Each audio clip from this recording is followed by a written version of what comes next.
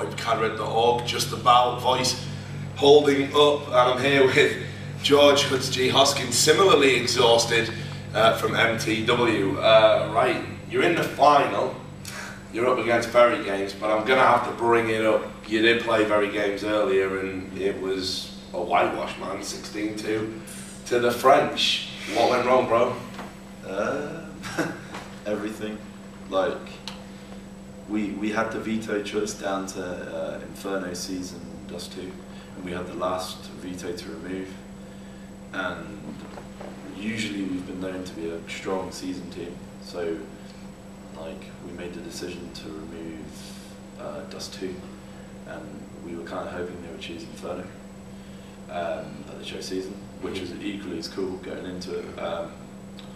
But I don't know, it's like this thing when anyone comes up against VeryGames, they've lost before they've started the game. And I don't know what it will take to right that, really. I mean, you just got to be confident and play the stuff you practice.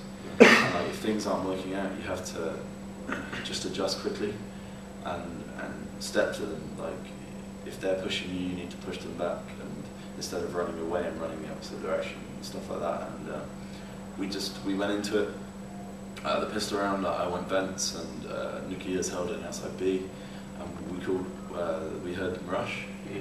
And it really came down to that round. Like, I headshot one and I got instantly killed, and like it was just unlucky, and that kind of set the tone for the game, really. Like, they came out and pushed us and let us know that they meant business, and that got them fired up. And we're a team where we need momentum. We need to start strong, because if we don't, especially in best of one, if you don't start strong, you're going to lose. And we sometimes find it hard to get going, and when we struggle and go behind like that, there's other things that set us back that we're working on. Yeah. Well, you know, you're talking about working on things. What are you going to do? Because you haven't got a lot of time to put it right for the final. The final's like an hour and a half away. What do you do? How do you get motivated even? Well, I mean, the thing is people misunderstand VeryGames. Like, the thing that makes them so good is not that they're the 5 best players in the world. They're 5 very talented, very good aimers, but they're also a team. Everything they do is together. They go around the event as a team. They're so like just together all the time. They're all friends in real life. Just everything about them. They do the extra work that sometimes other teams don't do, and that's why they're so far ahead at the moment. And the thing that we're doing, like, we take into, like, we've played practice against them, and we know if we play like we can do, then we can stand a good chance. And we just have to hope that going into the final, we get to choose the first map, so we'll choose our map, and we just got to go for it. We've got nothing to lose. I mean, it's a final. We're on final PCs, different monitors. You know how finals are, so yeah. I'm just gonna use my CGS experience and stuff, and just go for it. And hopefully we can do better. What do you make of the excuse that, you know, you're talking about these little differences and teams sticking together and standing by each other and, you know, being together for a long time? I mean, we've known that for ages. Every dominant team in CSS has been one of those teams. You know, we go right the way back to Fnatic, who were the first original greats, if you like, of European CSS. Exactly the same thing. And you know, people say, well, it's not worth it. We're not being salaried, so it's not worth it. I mean, what do you make of that? You know, I mean, is that actually understandable, or do you think people are going to have to step it up to get rewards? Yeah, people do need to step it up. I mean, I'm not playing because I'm salaried. Like, I mean, it makes it easier for me to play, but I still want to win. And the thing with CSS is that it's so hard to find 4 other guys, or just 5 people who want to put that work and that extra mile in and watch those demos, and like, because it's okay if 2 or 3 of you want to do it, but everyone has to do it, and that's what VeryGames have. It's like, if Existence or whoever their manager says, okay, it's tactic time or it's team time now, they will do it. And that's the problem why no other team has come along. Like Fnatic, 5 friends. VeryGames, 5 friends. The reason guys all stuck, like all these teams who have been dominant have been good friends. They've all had the same passion, and they've all wanted it that badly that they do put the extra work into and sacrifice things. Like but surely it's an easy thing though to do, because you know, I mean, that's what I don't get. I don't get what's so hard about finding a team that can stay together. I mean, Denmark's crazy at the moment, you know, and the only other one that really seems to be kind of following the VeryGames blueprint, if you like, is the old CKRS side, obviously now Virus Gaming, the Finnish. And they've been together a long time and they're reaping rewards, but even they can't get close to VeryGames at the moment. I mean, I don't know, they've got everything, haven't they? Like, it's possible, but like it has to take the right five, the five who are as skilled as them, and the five who have that much passion, But the problem is a lot of the players that have had that passion, or they don't have it anymore, or they don't want to play as much as required, or you know, not that they don't want to play, it's just that they can. Yeah. Uni or college or stuff. And with us, I think we're close. Like, I mean, I know we got beat 16-2 today, but it's not really that disheartening. I mean, how is chemistry and balance within the team at the moment? I mean, you know, you've got, I would say, an eclectic mix of personalities. You've got the old veteran who's very insular and perfectionist, sort of in the form of Nookie. You've got quite a loud and outgoing player in yourself. You've got Paddy, who's very much, you know, I would say the confidence player, but also he's always fired up and in the zone. And then you've got Webber, the kind of young protege. Tornado Tony, I mean, you don't even know if he's going to turn up. So, yeah, sorry, we said no more Tornado Tony jokes, I apologise about that. But you know what I mean, it's a mix of, you know, a broad spectrum of personalities. And how's that working? Is the chemistry there? Yeah, I mean Webber has got started getting along really well, and I've helped him out with some things, and he's helped me with some of my things, and I've got along quite well with Andre and Paddy for a year, and it was hard at the start. I mean, when I joined, like people didn't all speak quite the same English they do now, and like we had to work on a lot of stuff for the year, and then we changed and we had more stuff, and then we changed again this season, and it takes time, but I think the personalities do, like when things are going well, like we as you saw, I know Epsilon wasn't in great form, but we were playing good that game, and if we can get off to that start and play like that, then we can challenge VeryGames, but it's how you get that start all the time consistently, and that's probably the biggest thing with VeryGames. They never have a bad start to a game. I mean, the only time I've seen them look pressured is when they're versus their own countrymen, like LDLC and stuff, because it's like when we play Epsilon, or when I play Epsilon, or when Mint used to play Toxic, it was the same thing.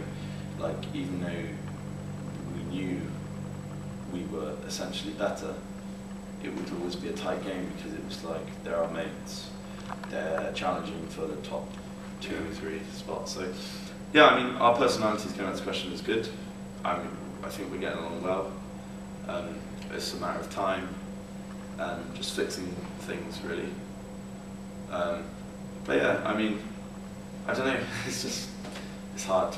Well, I know you're obviously deflated about sort of what's been going on in this tournament, so I won't focus too much on the MTW side of things. I'd like to pick your brains about some of the other teams that are here, you know, and you said about Epsilon not, you know, doing well. Do you have any thoughts about that? Because I know you've pretty much played with all of them at some point, and certainly if you haven't played with them, you're good friends with them.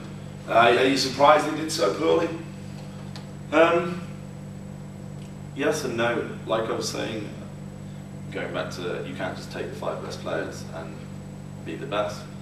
They didn't have time to practice, which is number one. I mean, due to other commitments, and that's always going to suck. But there was other things. There's obviously big personalities, and it's hard to get that to gel. Yeah.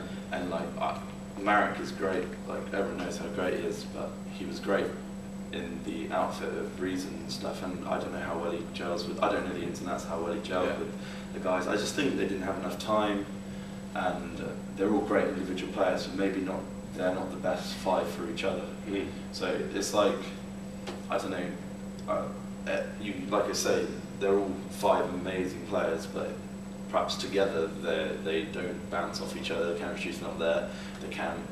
You know what I mean? Yeah, totally. Game. So I don't think it's the end for them as players. No, as players, I think they're still up there as the best players in the world. I just think they need to find the right outfit that's right for them. What about younger players? Because there's been a lot of you know, up-and-coming talent on display here. You know, some of the lads in Link Gaming having the joy of playing with Rattlesnake and MX, you know, and gaining that experience. A few other people in some of the lesser teams have caught a few people off guard. You know, TLR have had a bit of a mixed one again. Is there any players that have kind of stood out, caught your eye, any up-and-comers? Because, you know, if anyone's going to be a good assessor of that talent, it'll be you, because you were that up-and-comer.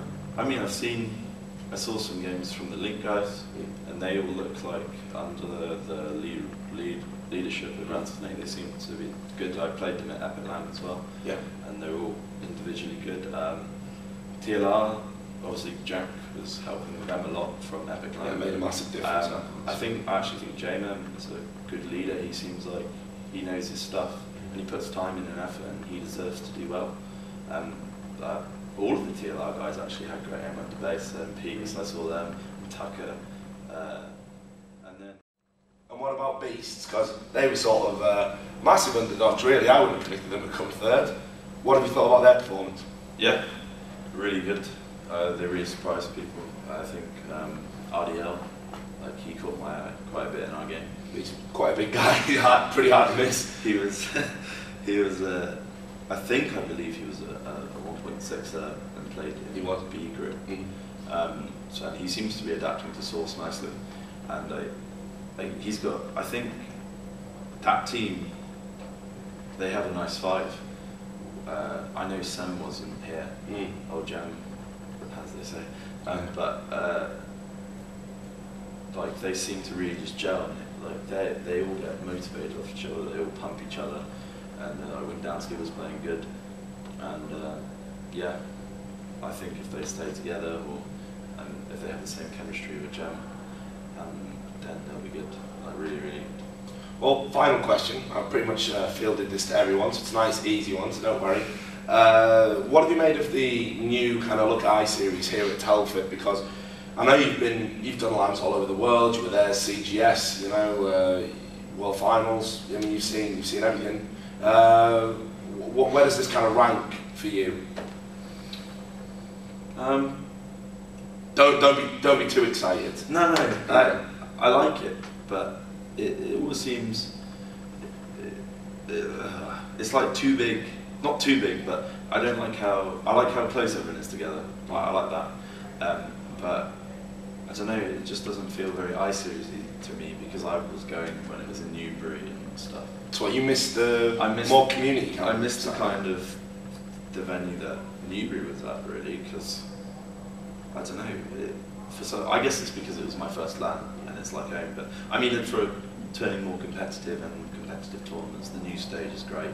The projector, the huge projector is insane, and the exhibition area is bigger and better, just like the first Stony one, and that's really great. Yeah, and everyone's in together. But I don't know. I mean, it's a fresh start for I-Series, and I think it's a nice venue, and hopefully they can stay here consistently now. Well, yeah, the scoop, word on the street is that they are. I think they're going to be the next. Yeah, it's good. 3 or 4. Also a shame that it's further away from my home. Everyone moans about that. You can't lay that on me. No, but yeah, I think it's a sign of I-Series changing for more bigger, not necessarily better, but bigger things and more competitive side of stuff, and almost like a small version of DreamHack, although I've never been. That's what IDL said when we interviewed him, actually. It kind of feels like that, so that's like great, but you know, Newbury will always be the place where I play Fnatic first time, and you know, stuff like that. So. Alright, well look, man, I'm looking forward to seeing you on the stage. Yep. A firm handshake for an old friend. Yes. But don't worry too much about it. I know you've got a big task ahead, but you know, if anyone can do it, I'm sure it's you guys. I'll do my best. Good man. And all the people out there at Cadret.org, you know the drill. More videos coming over the course of the I-Series, and we are going to have some live footage coming up from the finals, which we'll get up as soon as we can afterwards, so stay tuned.